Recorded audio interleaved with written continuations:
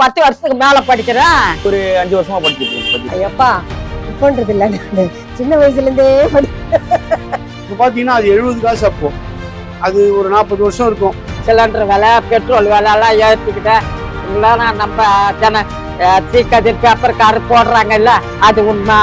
அதெல்லாம் படிப்பேன். இந்த செய்தியெல்லாம் வந்து விவரமான செய்தியெல்லாம் வராது உங்களுக்கு. இதுல வந்து அப்படி இல்லை, எல்லாமே உண்மையா போடக்கூடிய பேப்பரு. அதான் ஃபர்ஸ்ட் படிச்சுட்டே இருந்தேன். கொஞ்சம் போர் அடிச்சுது. அப்புறம் என்னடா போர் அடிக்குதுன்னு பார்த்து கொஞ்சம் அப்புறம் ஒரு உலகத்து சரி படிப்போமே, நமக்கு டைம் பாஸ் படிக்க கொஞ்சம் ஒரு விருப்பம் வந்தது. என்ன ஒண்ணு அந்த சின்ன எழுத்து தெரியல, அதனால காலையில தான் நான் படிப்பேன். ஆமா, சூரிய வெளிச்சத்துல படிப்பேன். நல்லா அதெல்லாம் படிப்பேன். எங்களுக்கு நார்மலா நாங்க தினத்தந்தில வாங்கி படிச்சுட்டு இருந்தோம். அதுக்கப்புறம் இப்போ இந்த திக்கதிர் வாங்கி படிக்க ஆரம்பிச்சதுல இருந்து எங்க லோக்கல் நியூஸ் நிறைய தெரிஞ்சுக்கணும். அது மூலியமா நாங்க இந்த லோக்கல் நியூஸ் எங்களுக்கு லேட்டஸ்டா இந்த இடத்துல ஒரு செவரு வச்சு க்ளோஸ் பண்ணிட்டாங்க.